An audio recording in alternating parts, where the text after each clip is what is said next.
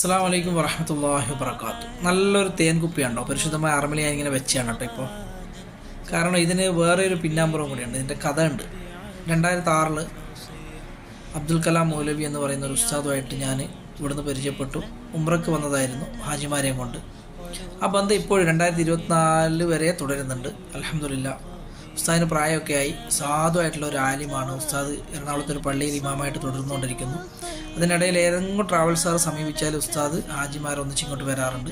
അങ്ങനെ എനിക്കൊരു ഹദിയായിട്ട് പരിശുദ്ധമായ മക്കയിലേക്ക് എത്തിയ തേനാണ് ആലിയ ശുദ്ധമായ തേൻ. എന്നാൽ ഇതിൽ ഉസ്താദ് ചെയ്യുന്നത് കൊണ്ട് എനിക്ക് വിശ്വാസ്യതയുണ്ട്, അതിൽ മായം ചേരില്ല, തീർച്ചയാണ്.